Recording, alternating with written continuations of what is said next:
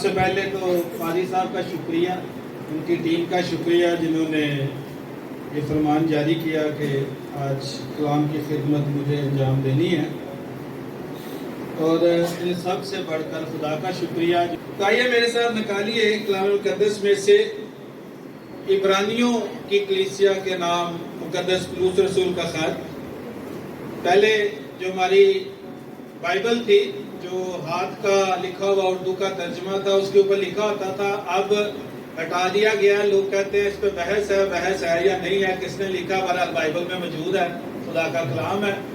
تو آئیے دیکھیے عبرانیوں کی کلیسیا کے نام کا خط، اس کا 5واں باب اور اس کی 8ویں آیت۔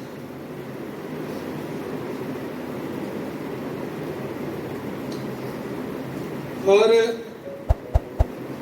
عبرانیوں کے خط کے 5ویں باب کی 8ویں آیت میں اس طرح سے لکھا ہے، اور باوجود بیٹا ہونے کے اس نے دکھ اٹھا کر فرما برداری سیکھی۔ تو ایک دفعہ آپ سب میرے پیچھے بولیں گے، اور باوجود بیٹا ہونے کے اس نے دکھ اٹھا کر فرما برداری سیکھی۔ کلام مقدس کے پڑھے اور سنے جانے پر خدا کی برکت ہو، آمین۔ تو یہ جو حوالہ ہے، یہ جو ریفرنس ہے، بلکہ یہ جو سارا خط ہے، یہ خدا یسوع مسیح کے تعلق سے ہے۔ اور یہ جو عبرانیوں کا خط ہے، اس میں مسیح کی فضیلت کی بہت ساری باتیں بتائی گئی ہیں، جو پرانے عہد سے افضل عہد کا بانی اور قائم کرنے والا ہے۔ اور یہ والی جو پرٹیکولر آیت ہے، یہ ہمیں یہ بتاتی ہے کہ خدا یسوع مسیح نے خدا کا بیٹا ہونے کے باوجود جب ایک انسان بن کے میری اور آپ کی نجات کا کام کرنا تھا، اور مسیح نے زمین پر صرف نجات کا کام نہیں کیا، اس نے بہت سارے کام کیے ہیں۔ تو ایک انسان بن کر جب اس نے اپنی خدمت کرنی تھی، کام کرنا تھا، خدا کی مرضی کو پورا کرنا تھا، تو اسے خدا کی پوری فرما برداری کرنی تھی۔ اور فرما برداری کرنے کا یہ جو عمل ہے خدا یسوع کے تعلق سے، یہاں پر لکھا ہے کہ یسوع مسیح کو فرما برداری سیکھنی پڑی۔ اور یہ جو فرما برداری ہے، اس کو سیکھنے کے اس پروسیس کے اندر، اس عمل کے اندر زمین پر اپنی زندگی گزارتے ہوئے یسوع مسیح کو دکھوں کا سامنا کرنا پڑا۔ اب یہ جو لفظ فرما برداری ہے، انگلش میں اوبیڈینس ہے، اور جو اس کا یونانی لفظ ہے، اس کا مطلب یہ ہے کہ پورے طور پر، پوری سمجھ کے ساتھ کسی کی تابع داری کرنا۔ کیا مطلب ہے؟ پورے طور پر، پوری سمجھ کے ساتھ کسی کی تابع داری کرنا۔ اس کے ساتھ جڑا ہوا جو مطلب ہے وہ یہ ہے کہ پوری طور پر اپنے آپ کو اس شخص کے سامنے سرنڈر کر دینا، جھکا دینا، تاکہ اس کی مرضی پوری کی جا سکے۔ اور خداوند یسوع مسیح نے پورے طور پر اس کام کو انجام دیا، خدا کی کامل فرما برداری کی۔ یہاں پر یہ بات اچھی طرح سمجھ لیجئے کہ یہ والی اوبیڈینس، یہ والی فرما برداری جو بائبل ہمیں بتاتی ہے مسیح کے تعلق سے، اور پھر بائبل خدا کا کلام، خدا کی ذات مجھ سے اور آپ سے چاہتی ہے، یہ آدھی نہیں ہے، یہ پارشل نہیں ہے کہ کچھ فرما برداری ہوگی، کچھ نہیں ہوگی۔ یہ آدھا سرنڈر نہیں ہے، یہ آدھا اپنے آپ کو خدا کے ہاتھوں میں دینا نہیں ہے، یہ کچھ اپنے آپ کو خدا کے ہاتھوں میں دینا نہیں ہے، یہ مکمل طور پر، پورے طور پر اپنے آپ کو خدا کے سامنے سرنڈر کر دینا، تابع کر دینا، یا کسی بھی اس شخص کے سامنے جس کی آپ فرما برداری کرنا چاہتے ہیں، پورے طور پر، مکمل طور پر اپنے آپ کو دے دینا کہ دوسرے شخص کی بات مانی جائے. اور یہ جو دوسرے شخص کی بات مانی جائے گی، یہ بات بھی پورے طور پر مانی جائے گی. یہ پارشل نہیں ہوگی کہ تھوڑی بات مان لی اور تھوڑی بات نہ مانی. بائبل مقدس میں ساؤل کے تعلق سے آپ سب جانتے ہیں، سیموئیل کی پہلی کتاب کے 15ویں باب میں 22ویں آیت میں سیموئیل نے ساؤل کو کہا کہ خدا قربانیوں سے نہیں بلکہ حکم ماننے سے خوش ہوتا ہے. کیونکہ جس کام کے لیے ساؤل کو بھیجا گیا تھا اس نے اس کو آدھا کیا تھا، پارشل، پورا کام انجام نہیں دیا تھا. وہ اچھی اچھی بھیڑ بکریاں اور بادشاہ جاج کو لے آیا، تاکہ ریزن یہ دیا کہ لوگ لے آیا تاکہ قربانی چڑھائی جائے. اب قربانی چڑھانا بھی کلام کے مطابق ہی تھا، جو شریعت ان کے پاس تھی کہ قربانیاں چڑھانی ہیں. لیکن اب قربانی چڑھانے کے لیے خدا کے حکم کو نظر انداز کر کے تو وہ والے جانور لے آنا جن کو خدا نے کہا تھا کہ مکمل طور پر ختم کر دینا، کچھ بچا کر نہیں لانا. یہ خدا کی نافرمانی تھی. تو اس طرح کی فرما برداری خدا ناپسند کرتا ہے اور نہ خدا مجھ سے اور آپ سے چاہتا ہے. مرکز کی انجیل کے اندر 10ویں باب میں ایک مالدار شخص کی کہانی لکھی ہے کلام مقدس کے اندر، میرے اور آپ کے لیے، اور یہ دوسری اناجیل میں بھی موجود ہے. وہ شخص آیا اور اس نے یسوع سے یہ پوچھا کہ میں کیا کروں کہ ہمیشہ کی زندگی کا وارث بنوں. یسوع نے اس کو کہا کہ تو حکموں پر عمل کر، اور پھر حکم بھی بتائے، خون نہ کر، چوری نہ کر، زنا نہ کر، جھوٹی گواہی نہ دے. تو اس شخص نے بڑے بے باک طریقے سے پورے کانفیڈنس کے ساتھ خداوند یسوع کو یہ کہا کہ میں نے اپنے لڑک پن سے ان سب حکموں پر عمل کیا ہے. کب سے عمل کیا ہے؟ کب سے؟ میں تو اپنے بچپن سے ہی، جیسے جیسے مجھے سمجھ آنے لگی تھی، میں تو تب سے ہی اس کلام پر، ان باتوں پر جو کلام کے اندر لکھی ہیں عمل کر رہا ہوں. تو یسوع مسیح نے مرکز کی انجیل یہ کہتی ہے کہ اس پر نظر کی اور یسوع مسیح کو اس شخص پر پیار آیا. لیکن یسوع نے اس کو کہا کہ ابھی تک تجھ میں ایک بات کی کمی ہے.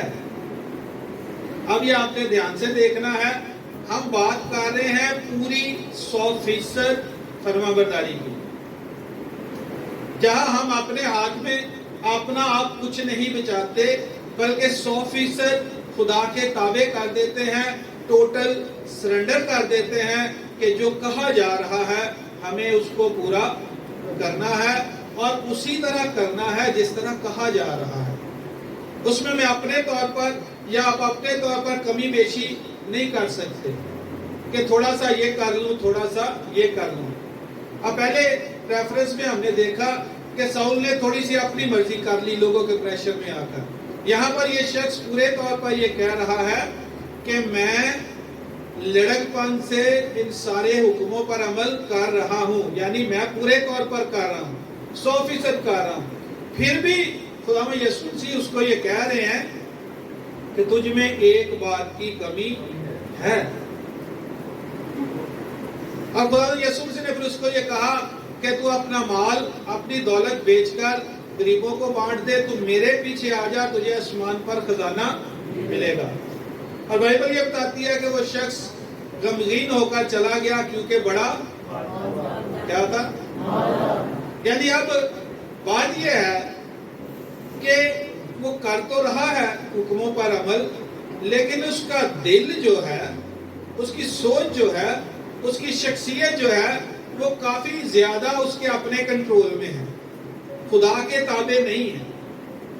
وہ حکموں کو اس لیے عمل میں لا رہا ہے کیونکہ لکھا ہے، شریعت دی گئی ہے، ہمیں اس کو کرنا ہے، لیکن اس کا دل ان حکموں کے اندر نہیں ہے. اس کی سوچ، اس کی باتیں ان حکموں کے اندر نہیں ہے.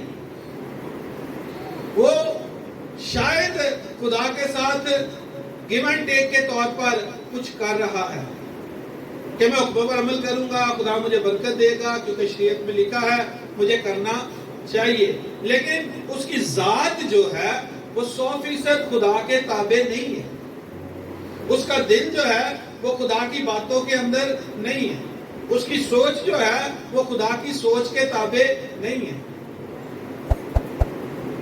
اس لیے اس کا دھیان خدا سے زیادہ دولت پر ہے، پیسوں پر ہے، اس مال پر ہے جو اس کے پاس ہے، اور شاید وہ اس مال سے سمجھتا ہے کہ میں بہت کچھ حاصل کر سکتا ہوں۔ اور پھر خدا یسوع مسیح نے آگے بتایا کہ دولت مندوں کا خدا کی بادشاہی میں داخل ہونا بہت مشکل ہے، کیونکہ ان کا دل جو ہے، ان کی شخصیت جو ہے وہ دولت کے اندر لگی رہتی ہے۔ آگے چلتے جائیں تو بعد میں باب کے اندر ایک اور شخص آیا یسوع مسیح کے پاس مرکز کی جھیل میں، اور اس نے یسوع سے پوچھا کہ بڑا اور پہلا حکم کون سا ہے؟ تو پھر یسوع مسیح نے بتایا کہ بڑا اور پہلا حکم کون سا ہے کہ تو خداوند اپنے خدا سے اپنے سارے دل اور اپنی ساری جان اور اپنی ساری طاقت اور اپنی ساری عقل سے محبت رکھ، اور دوسرا اس کی مانند کون سا ہے کہ اپنے پڑوسی سے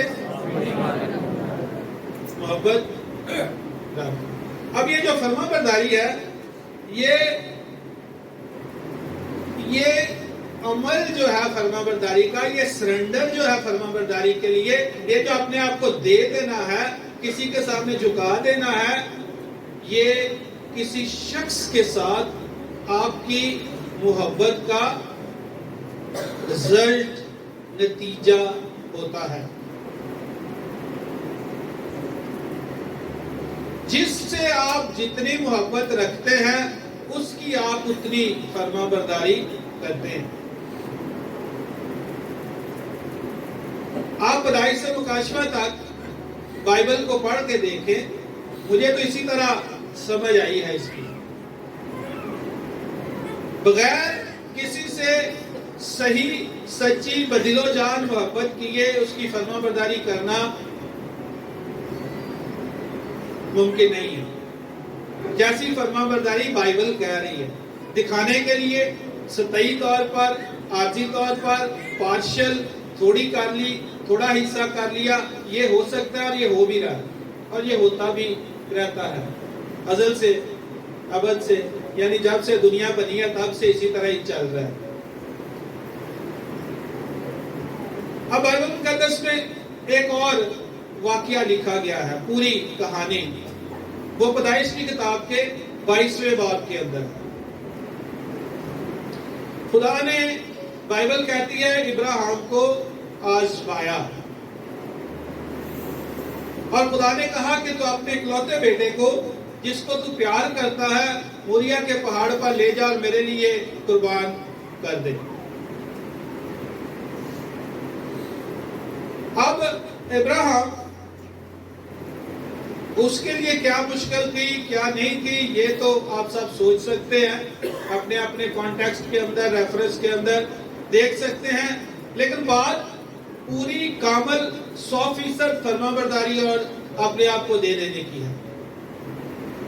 اب یہ ایک مشکل کام ہے کہ ابراہیم ہو یا کوئی بھی ہو وہ اپنی اولاد کو قربان کر دے۔ بہت سارے اور فیکٹر بھی بتائے جاتے ہیں یا کہے جاتے ہیں، وہ میں چھیڑنا بھی نہیں چاہتا کیونکہ میں تو بات کر رہا ہوں 100% اس فرما برداری کی جو بائبل مسیح کے تعلق سے بتاتی اور مجھ سے اور آپ سے چاہتی ہے، جو خدا چاہتا ہے کہ میں اور آپ اس کی فرما برداری کریں۔ تو ابراہیم اپنے بیٹے کو لے کر چل پڑا، اور پھر بائبل ہمیں یہ بتاتی ہے، یہ سٹوری اس طرح سے ہے کہ اس نے اپنے بیٹے کو باندھا اور قربان کرنے کے لیے جب اس نے چھری اٹھا لی تو پھر آسمان سے اسے آواز آئی کہ بس تو اب اپنا ہاتھ روک لے، لیکن وہاں پر الفاظ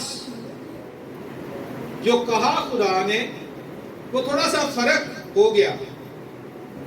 پہلے خدا کہہ رہا کہ تیرا بیٹا جس کو تو پیار کرتا ہے تو اس کو میرے لیے قربان کر، یعنی سادہ سی بات یہ ہے، ہم یہ دیکھ رہے ہیں کہ خدا ابراہیم کو اب یہ چیک کر رہا ہے کہ یہ اپنے بیٹے کو زیادہ پیار کرتا ہے کہ مجھے زیادہ پیار کرتا ہے. یہ کام سی اس کے اوپر بات ہے جو سب کہتے ہیں. لیکن جب خدا نے اس کا ہاتھ روکا تو وہاں پر بائبل ہمیں یہ بتاتی ہے کہ خدا نے اس سے کہا کہ اب میں جان گیا. لیکن وہاں یہ نہیں لکھا کہ خدا یہ جان گیا کہ تو مجھے زیادہ پیار کرتا ہے، بلکہ وہاں یہ لکھا ہے کہ خدا نے کہا کہ میں جان گیا کہ تو مجھ سے ڈرتا ہے، تو مجھ سے ڈرتا ہے، تو میرا خوف مانتا ہے. اور یہ جو خوف جس کا ذکر بائبل کرتی ہے خدا کے ساتھ، خدا کے ریفرنس کے اندر، کہ انسان کو، مجھے اور آپ کو خدا کا خوف ماننا چاہیے. اس کے لیے جب ہم پیچھے چلے جاتے ہیں تو اس کا جو ترتیب بنتی ہے وہ اس طرح سے ہے کہ ہم خدا کا ریورنس رکھیں. ریورنس وہ ہوتا ہے جب ہم کسی کی محبت کی وجہ سے اس کی بہت زیادہ تعظیم کرتے ہیں اور ہم نہیں چاہتے کہ ہم اس کی نافرمانی کریں اور وہ شخص مجھ سے ناراض ہو جائے اور پھر اس کا ہاتھ مجھ پر سے ہٹ جائے. سو خدا کہہ رہا ہے کہ میں جان گیا کہ تو مجھ سے ڈرتا ہے، تو میرا خوف رکھتا ہے. اصل میں خدا یہی کہہ رہا تھا کہ میں جان گیا کہ تو مجھے سب سے زیادہ پیار کرتا ہے، تو مجھ سے سب سے زیادہ محبت رکھتا ہے، اس لیے تو اپنے بیٹے کو بھی قربان کرنے کے لیے تیار ہے. تو نے اس سے بھی اپنا ہاتھ نہیں روکا. سو یہ جو فرما برداری ہے یہ اس محبت جو خدا ہم سے چاہ رہا ہوتا ہے، جو خدا چاہتا ہے کہ محبت رکھے بدل و جان. کیونکہ جو آیت ہم نے پڑھی یا دیکھی یا آپ سب جانتے ہیں جہاں یہ لکھا ہے کہ تو خداوند اپنے خدا سے اپنے سارے دل اور اپنی ساری جان اور اپنی ساری طاقت اور اپنی ساری عقل سے محبت رکھ. تو اگر آپ غور کریں گے تو سب کچھ تو آپ کا خدا سے محبت رکھنے میں انگیج ہو جاتا ہے. یعنی پوری شخصیت سے خدا کو پیار کریں گے، خدا سے محبت رکھیں گے، اور پھر اپنے پڑوسی سے بھی اپنی مانند ویسے ہی محبت رکھنی ہے.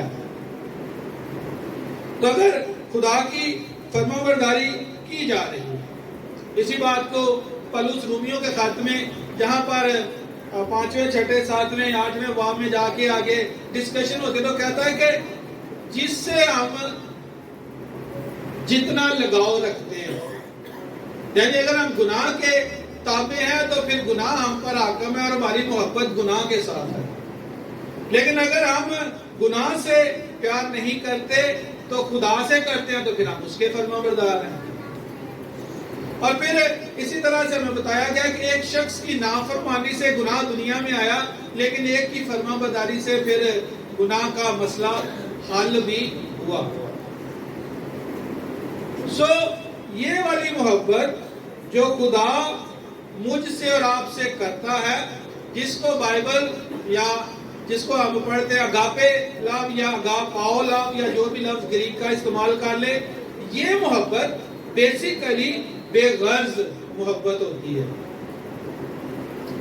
جس کے اندر جس سے پیار کیا جاتا ہے اس کے ساتھ جس سے محبت کی جاتی ہے لین دین کے معاملات شامل نہیں ہوتے. یہ سیلف لیس محبت ہوتی ہے، یہ خود غرض محبت نہیں ہوتی، بلکہ اپنی ذات سے ہٹ کر محبت ہوتی ہے. وہاں سودے بازی نہیں ہوتی کہ کچھ دینا ہے یا لینا ہے. اس لیے یہ محبت یہ بتاتی ہے کہ خدا نے، کیونکہ خدا نے دنیا سے ایسی محبت رکھی، یہ جیسی محبت خدا نے رکھی ہے ویسی محبت اور جواب میں ویسی فرمانبرداری خدا اپنے سب ان لوگوں سے جو کہتے ہیں کہ ہم نے خدا میں یسوع کو شخصی نجات دہندہ قبول کر لیا ہے، جو کلیسیا ہے، جو چرچ ہے، ان سب سے خدا ویسے ہی چاہتا ہے. سو اب ہو کیا رہا ہے؟ خدا ابراہیم کو آزماتا ہے. بائبل ہمیں دولت مند شخص کی اور بہت ساری مثالیں اور تمثیلیں کلام کے اندر موجود ہیں. ہمیں بتایا جا رہا ہے کہ ہم خدا سے پوری محبت رکھیں اور پھر اس محبت میں پوری شخصیت کے ساتھ اس کی فرمانبرداری کریں، اپنی ذات کو اس میں انوالو نہیں کر سکتے، کیونکہ اگر میں اپنی ذات کو بیچ میں لے آؤں گا تو پھر میرا دھیان اپنی ذات پر رہے گا، خدا کی ذات پر نہیں رہ سکتا۔ اس لیے یسوع مسیح نے یہ کہا تھا اپنے شاگردوں سے، وہ تب تھے، آج ہم بھی شاگرد ہیں کہ نہیں؟ بولے ہیں کہ نہیں؟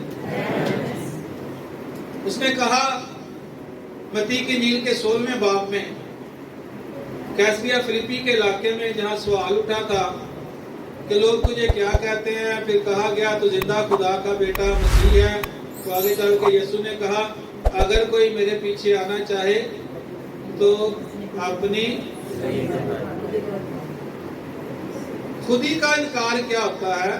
اپنی ذات کا انکار ہوتا ہے۔ اپنی خودی کا انکار کرے، اپنی سلیب اٹھائے۔ سلیب کیا ہوتی ہے؟ یسوع مسیح میرے اور آپ کے گناہوں کی سلیب اٹھا کر چل پڑے تو یسوع کو دکھوں کا سامنا کرنا پڑا۔ تو جب کوئی میرا گناہ کرتا ہے تو مجھے بھی بڑی تکلیف کا سامنا کرنا پڑتا ہے۔ اپنی خودی کا انکار کرے، اپنی سلیب اٹھائے اور میرے پیچھے بولے۔ تو اگر خودی کا انکار نہیں کر سکتے، سلیب نہیں اٹھا سکتے، تو پھر یسوع یہی کہہ رہے ہیں کہ میرے پیچھے نہ آؤ۔ میرے پیچھے تو وہی آ سکتا ہے جو اپنی خودی کا انکار کرے اور اپنی سلیب اٹھائے۔ ہوشیہ کی ایک کتاب پرانی عہد نامے میں موجود ہے، کس کس نے پڑھی ہے؟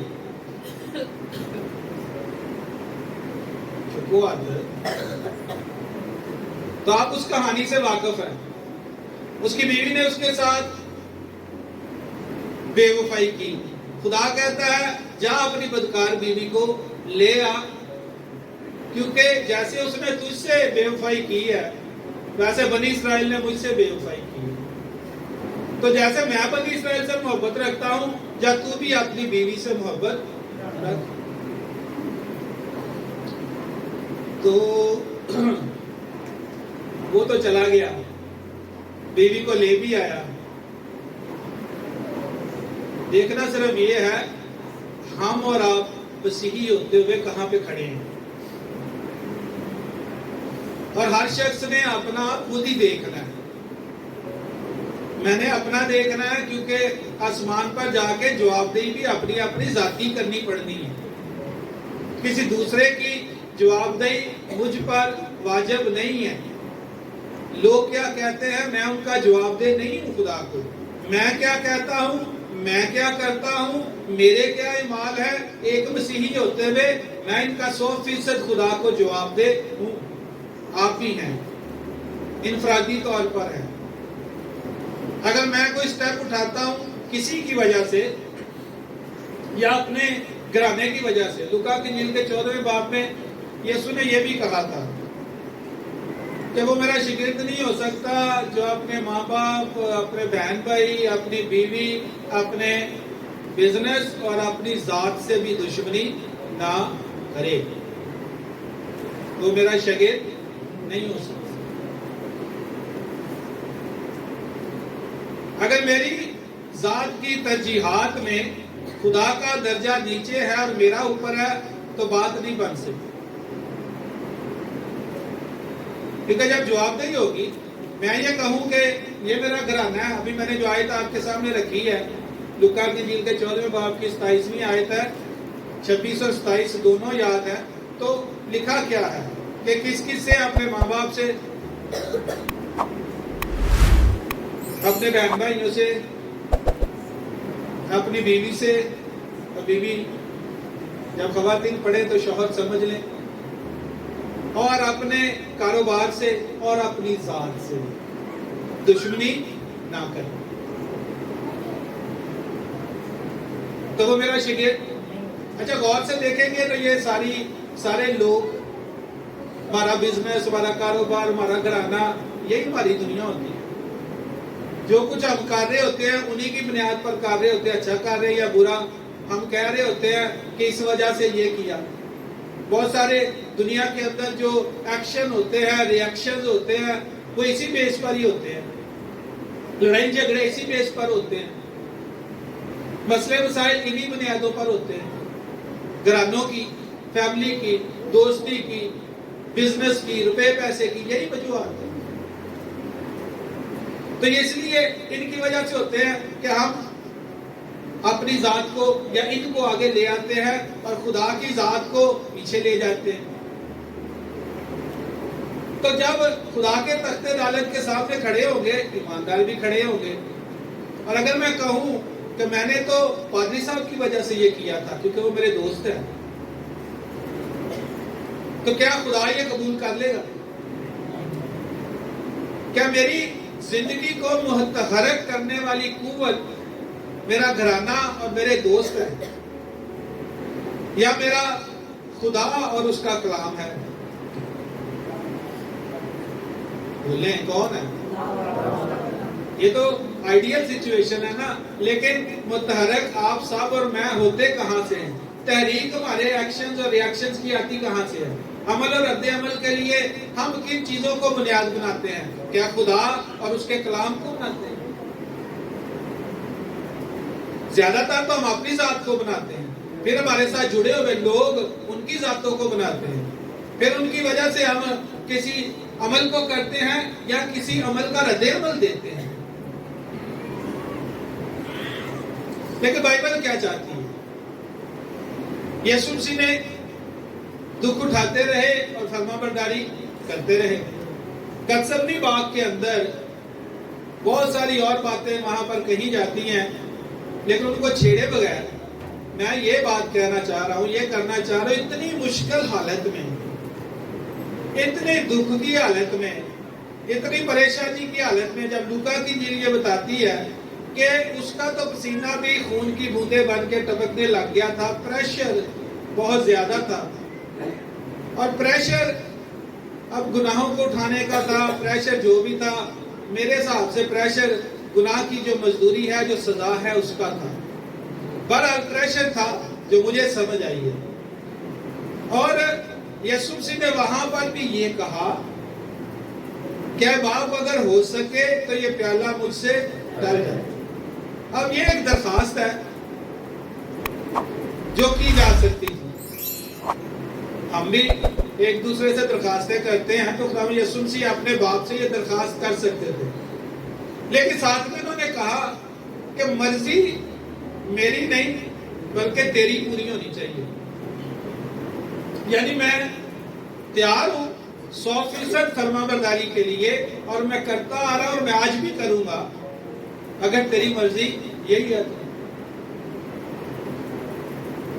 اور پھر آپ دیکھتے ہیں بائبل بتاتی ہے کہ یہودا اسکریوطی آ گیا سارے لوگوں کو لے کر، یسوع مسیح پکڑوائے گئے، اور پھر جو کچھ اس کی اپنی مخلوق نے اس کے ساتھ کیا پچھلے دنوں ابھی آپ یہ سب کچھ دیکھتے آ رہے ہیں. لیکن یا یسوع مسیح خدا سے اپنی محبت اور اس محبت میں اس کی فرما برداری سے ہٹ گئے. کیا انہوں نے انکار کر دیا؟ اگر اس نے انکار کر دیا ہوتا تو میرا اور آپ کا کیا بنتا ہے؟ بولے کیا بنتا میرا اور آپ کا؟ کچھ بھی نہ بنتا. لیکن جب بات میری اور آپ کی آتی ہے، اور جیسے میں نے پہلے کہا پھر کہہ رہا ہوں، جب کوئی ہمارے خلاف کچھ کرتا ہے، جس کو آپ یہ سادگی سے کہہ لیں کہ جب کوئی میرا گناہ کرتا ہے، تو میری پہلی ڈیمانڈ کیا ہوتی ہے؟ کیونکہ میری ذات ایکٹیو ہوتی ہے، اس لیے میں یہ کہتا ہوں کہ انصاف ہونا چاہیے. آپ معافی اور انصاف کا فرق تو سمجھتے ہیں؟ نہیں سمجھتے تو سمجھ لیں. انصاف کا مطلب یہ ہے کہ میں یہ کہہ رہا ہوں کہ اس شخص نے میرا گناہ کیا ہے، اس لیے اس کو سزا ملنی چاہیے. لیکن کیا خدا نے میرا اور آپ کا انصاف کیا ہے؟ بائبل یہ کہتی ہے اور ہم پڑھتے آ رہے ہیں، ہم دیکھتے آ رہے ہیں کہ شروع سے جب خدا نے اپنے لیے گھر بنانے شروع کیے، موسیٰ کو کہا میرے لیے خیمہ بنا، داؤد کو کہا میرے لیے ہیکل بنا، تو وہاں پر جو پاک ترین مقام تھا اس کے اندر ایک مسیح سیٹ تھی، ایک رحم کی جگہ تھی، کیونکہ جو رحم ہے وہ انصاف پر، بولے یہ تو آگے آئے گا، رحم انصاف پر، بولے رحم انصاف پر، تو ان لمحات میں میرے اندر جو رحم ہونا چاہیے وہ کدھر کو نکل جاتا ہے؟ یا میں کہتا ہوں کہ اب انصاف ہوگا، لیکن جب میں کسی کی خطا کر دیتا ہوں، گناہ کر دیتا ہوں، تو پھر میں رحم کا طلبگار ہوتا ہوں۔ آپ جانتے ہیں متی کی انجیل کے 18ویں باب میں جہاں پطرس نے پوچھا تھا کہ میرا بھائی میرا کتنی دفعہ گناہ کرے، 7 کے 70 دفعہ، تو یسوع مسیح نے آگے ایک پوری کہانی سنا دی کہ غریب شخص تھا، تو اس بادشاہ نے اس کو بلا لیا کہ اس کے نوکر کو، اپنے نوکر کو کہ میں جو میرا آتا دے دے، بہت پیسہ آتا تھا، اس نے معاف کر دیا، اس نے کہا جا تیرا سب کچھ معاف کر دیا۔ باہر نکلا تو اس کا ایک اپنا خدمت ملا اور ساتھی مل گیا ویسا ہی، جس پر 100 درہم دینار آتے تھے، 100 روپے آتے تھے ہمارے حساب سے، 100 روپیہ لینا سے۔ اس نے اس کو پکڑ کر اچھی طرح مارا کوٹا، پھر اس کو اس کی فیملی کو قید کر دیا، اسی بات سے خود چھٹ کے آ رہا تھا۔ اور پھر جو دوسرے خدمت تھے انہوں نے جا کے بادشاہ کو بتا دیا ہے جی بھی گل ہوئی، جنہوں تو معاف کر دیتا سی انہیں اگلے نہ لے کیتا ہے، تو بادشاہ نے پھر بلا کر اس کی بڑی عزت افزائی کی تھی، کی نہیں تھی، بتائے اس کو کہاں ڈالنا ہے؟ جہاں رونا اور دانتوں کا، وجہ کیا تھی؟ معاف نہیں کیا۔ وجہ کیا ہے؟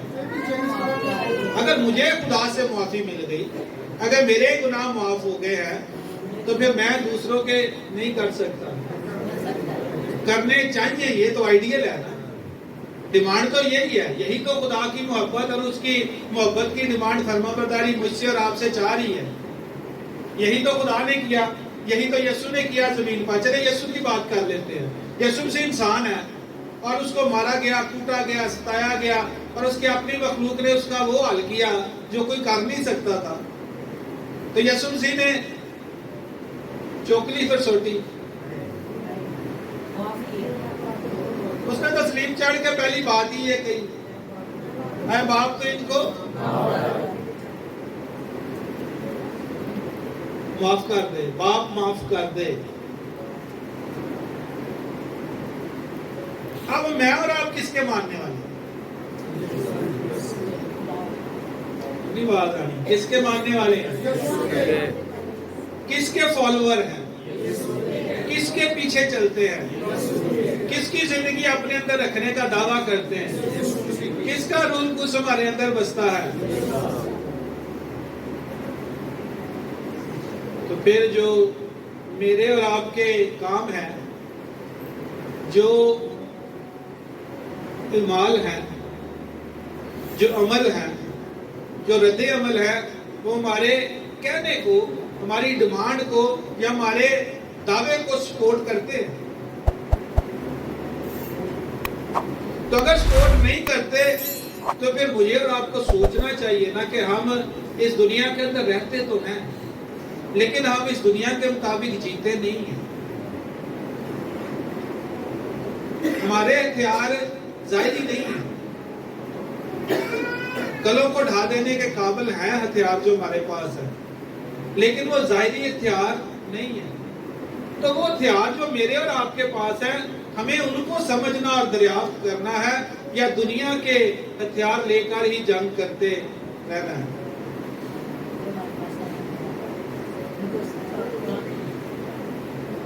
بولے جی کون سے ہتھیار لینے چاہیے؟ اچھا، ایک تو افسیوں کے خط میں لکھے نا 6 باب میں، اس سے ہٹ کر بھی ہیں ہتھیار، ابھی ٹائم نہیں ہے، جو اصل میں زندگی گزارنے کے ہتھیار ہیں، جس کی جو جو جہاں افسیوں کے خط کے 6 باب میں شروع ہوتے ہیں ہتھیار، کہاں سے بھائی صاحب شروع ہو رہے ہیں؟ پہلا کون سا ہے؟ نجات کا خوف. اینڈ کہاں پہ ہوتے ہیں؟ روح کی تلوار. اور یہ کیا کہتے ہیں سارے جو ہمارے عالم حضرات کیا کہتے ہیں کہ یہ واحد اوفینسیو ہتھیار ہے جس سے ہم حملہ کر سکتے ہیں. روح کی تلوار، خدا کا کلام. باقی سارے ڈیفینسیو ہیں. ایمان کی صفت، نجات کا خوف، سچائی سے کمر بند، سچائی کا کمر بند. لیکن جو اوفینسیو ہے، جسے ہم نے لڑنا ہے، وہ روح کی تلوار ہے، وہ خدا کا کلام ہے. تو خدا کا کلام ہمیں آگے خدا کے کلام کے اندر جو ہتھیار ہے لڑنے والے، وہ دریافت کس نے کرنے ہیں؟ وہ میں کروں گا یا آپ کریں گے جن کو لڑائی سے واسطہ پڑتا ہے؟ ہم اپنے لیے کریں گے نا، یا سیکھیں گے ایک دوسرے سے، یا چرچ سے، یا خادموں سے، یا خود سرچ کریں گے، دعا کریں گے، کلام پڑھیں گے تو سیکھیں گے نا. تو پھر ان کو عمل میں بھی لائیں گے. دشمنی اگر کسی سے ختم کرنی ہے تو 2 ہی طریقے مجھے سمجھ آئے ہیں کلام پڑھ کے. ایک طریقہ یہ ہے کہ دشمن کا گلا کاٹ دیں. دشمن ختم، دشمنی بھی ختم. یا دوسرا طریقہ یہ ہے کہ دشمن کو گلے لگا دیں، پھر بھی دشمنی ختم. خدا نے کون سا طریقہ اپنایا؟ انسانوں سے متعلقہ خدا نے اپنا بیٹا قربان کر کے گناہگار انسانوں کو زندگی کی راہ دی تاکہ مسیح پر ایمان لا کر خدا کے گلے لگ جائیں، بیٹے بیٹیاں بن جائیں. ہم میں اور آپ کون سا رستہ اپناتے ہیں؟ دوسرا تو ابلیس کا ہے. وہ تو ہر وقت لڑنے کے لیے، مارنے کے لیے، تباہ کرنے کے لیے، برباد کرنے کے لیے، ماضی میں پنسائے رکھنے کے لیے، یہ ابلیس کے کام ہے. خدا کا بندہ پولس کہتا ہے کہ ہم ابلیس کے ہیلوں، حملوں، حربوں سے ناواقف نہیں ہیں. تو اگر میں ناواقف ہوں تو کمزوری میری ہے یا کسی اور کی ہے؟ جاننا کس کا؟ مجھے یا آپ کو جو ہم ایماندار ہیں، کلیسیاں ہیں؟ جو پہلا ہتھیار ہے اسی کی بات کر کے چلو 2 کی کر لیتے ہیں، کہ 2 کا ہی ہم ذکر کر رہے ہیں. پہلا ہتھیار جس سے آپ جنگ جیتتے ہیں، جس سے خدا نے جنگ کا آغاز کیا تھا، کیونکہ خدا نے دنیا سے ویسی محبت دنیا سے رکھیں جیسی خدا نے رکھی، تو آپ جنگ جیت جائیں گے. آپ دشمنوں کو فتح کر لیں گے، میں بھی کر لوں گا، سب کر لیں گے. لیکن اس میں مشکل بڑی ہے، کیونکہ اپنی ذات کا انکار کرنا پڑتا ہے، اور یہ بہت مشکل کام ہے. کسی دوسرے کو مارنا آسان ہے، اپنے آپ کو مصلوب کرنا یہ بہت مشکل کام ہے. لیکن یسوع مسیح نے دوسروں کو مارا کہ خود کو مصلوب ہونے کے لیے دیا. تو مجھے اور آپ کو دوسروں کو مارنا ہے یا خود کو مصلوب ہونے کے لیے دینا؟ یسوع نے تو کہا ہے نا، اپنی خودی کا انکار کرے، اپنی صلیب اٹھائے. کہ یسوع مسیح گلگتا کے پہاڑ پر صلیب لے گئے تو اس پہ چڑھ بھی گئے، مصلوب بھی ہو گئے، نہیں ہوئے؟ تو میں صلیب چوک کے لگے جانا ہے، مجھے تو مصلوب بھی ہونا ہے.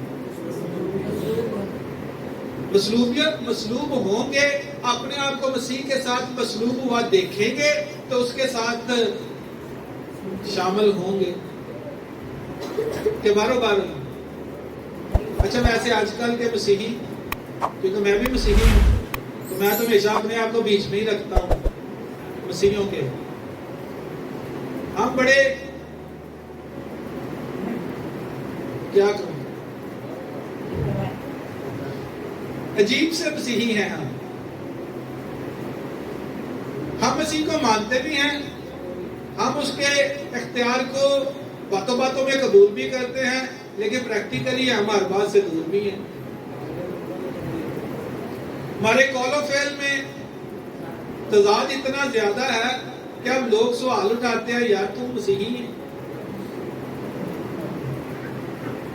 جو ہم کہتے ہیں ہم اس کو بیک اپ کرتے ہی نہیں ہیں. ہم کہتے کچھ ہیں کرتے کچھ ہیں. اور دنیا بڑی سیانی ہے, وہ دیکھتی ہے. پھر جب نجات کا پیغام دیتے ہیں لوگ پوچھتے ہیں جڑے مسیح نے تینوں کوئی فائدہ نہیں دیتا, تو جڑا اونجی ہے جن سانو پہلے ملنا سانو اندے کو لان لی کیوں کہنا ہے. یہ بدلی ہوئی زندگی, یہی تو گواہی ہوتی ہے کہ میں گناہ گار تھا, مسیح نے مجھے بدل دیا. وہ لہذا بات ہے کہ آج کل ہر دفعہ ہر جگہ پر گواہیاں بڑی فرق دی جا رہی ہیں.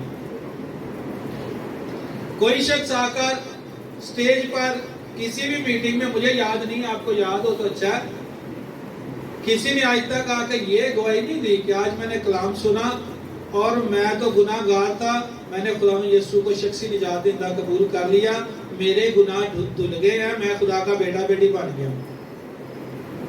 جو اصل گواہی ہے میری اور آپ کی, مسیح نے میرے لیے بڑے بڑے کام کیے ہیں.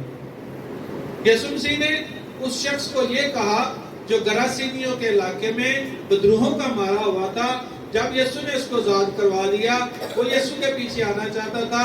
یسوع نے اس کو صرف اتنا کہا اپنے علاقے میں جا, ان لوگوں کو بتا خدا نے تیرے لیے کتنے بڑے بڑے کام کیے ہیں.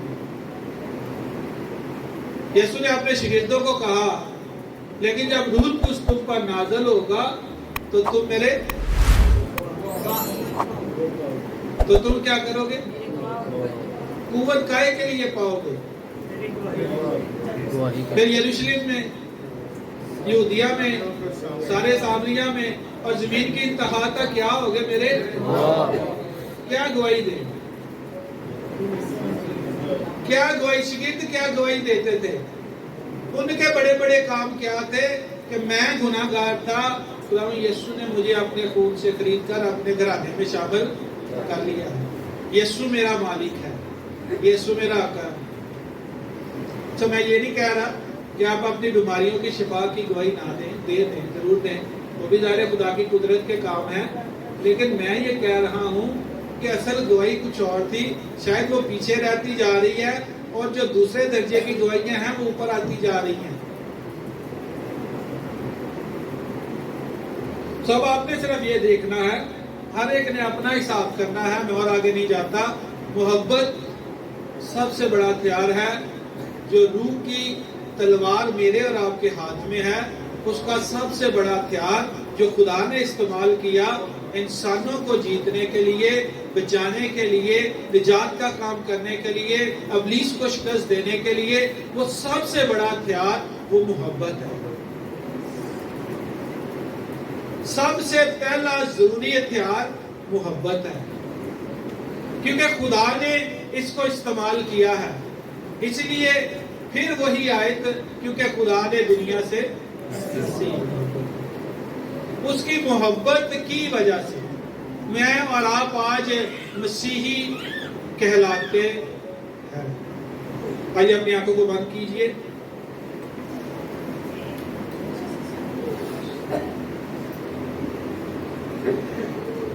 اور اپنی زندگی پر غور کرنا شروع کیجئے. ایک چرچ کی, کلیسیا کی بہت بڑی مشکل یہ ہے, ہمیشہ دوسروں کی زندگی پر غور کرتے ہیں. فلانا ایسا ہے, فلانی بہن ایسی ہے, فلانا بھائی ایسا ہے, فلانی فیملی ایسی ہے, ان کے بچے ایسے ہیں. میں آج آپ کو پھر کہہ رہا ہوں, اس سے آپ کو کوئی فائدہ نہیں ہوگا. آپ اپنے اور اپنے گھرانے کا موازنہ خدا میں یسوع مسیح سے کیجئے کہ میں اور میرا گھرانہ مسیح کی مانند ہو رہے ہیں یا نہیں ہو رہے, ہمارے اندر نجات کا کام ہوا ہے یا نہیں ہوا, ہم خدا کی محبت سے بھاگ رہے ہیں, ہم اس کی فرما برداری کر رہے ہیں یا نہیں کر رہے. اس کا آپ کو بھی فائدہ ہوگا, آپ کے گھرانے کو بھی فائدہ ہوگا, اور پھر آپ کے اور آپ کے گھرانے سے اس دنیا کو فائدہ ہوگا, کلیسیا کو فائدہ ہوگا, خدا کی بادشاہی کو فائدہ ہوگا. تو اپنی زندگی پر غور کیجیے. میں صرف اپنا کہنے کا، کرنے کا، زندگی جینے کا، اپنے عملوں اور رد عملوں کا خدا کے سامنے جواب دہ ہوں. میں آپ کا، کسی اور کا نہیں، ایون میں اپنے ساتھی کا بھی ہوں.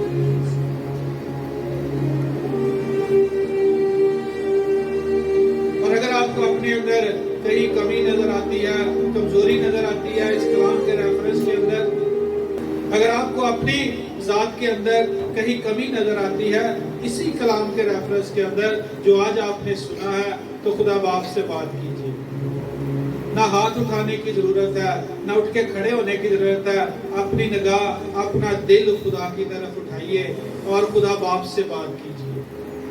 اس کو بتائیے کہ میں یہاں پر کمزور پایا جاتا ہوں، میں یہاں پر کمزور پائی جاتی ہوں، میری مدد کی جائے. روح القدس کے ذریعے مجھے مدد کی جائے، مجھے کلام کی سمجھ دی جائے، مجھے عمل کرنے کا فضل دیا جائے، تاکہ میں خدا باپ سے محبت رکھ سکوں، اپنے پڑوسی سے محبت رکھ سکوں، 100% فرما برداری کر کے وہ زندگی جی سکوں جو یسوع نے جی ہے، جس طرح کہ یسوع نے زندگی جی ہے. سو اپنے باپ سے بات کیجیے. وہ آپ کی بھی اتنی ہی سنتا ہے جتنی کسی اور کی سنتا ہے. اس کی نگاہ آپ پر بھی ہے جتنی کسی اور پر ہو سکتی ہے. اس کے لیے آپ بھی اتنے ہی قیمتی ہیں جتنا کوئی اور قیمتی ہے، کیونکہ اس نے آپ کے لیے اپنا بیٹا قربان ہونے کے لیے دیا ہے. سب اپنے باپ کے سامنے اپنی بات کو رکھیے، اپنی ذات کو رکھیے، اپنی کمزوریوں کا اقرار کیجیے، اپنے گناہوں کو مانیے، اپنی ذات میں بڑھنے کے لیے، مسیح جیسی زندگی جینے کا فضل پانے کے لیے اپنی بات خدا باپ کے آگے رکھیے.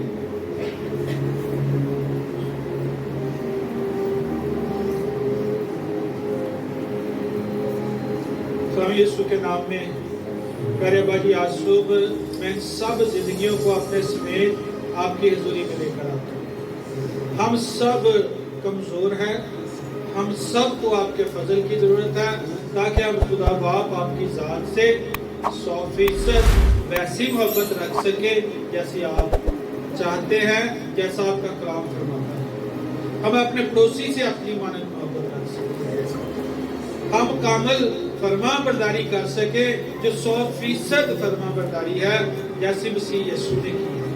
ہم وہ زندگی جی سکیں جو آپ کو پسند آتی ہے، جو آپ کا کلام بتاتا ہے اور جس کا واحد نمونہ یسوع مسیح کی ذات کے اندر پایا جاتا ہے. ہم سب پر کرم کیجئے، ہم سب کو فضل دیجئے، ہم سب کو آگے بڑھائیے تاکہ ہم سب جب خدا یسوع آئے تو آپ کی ابدی بادشاہی میں بڑی عزت کے ساتھ داخل کیے. یسوع کے نام سے مانگتے ہیں.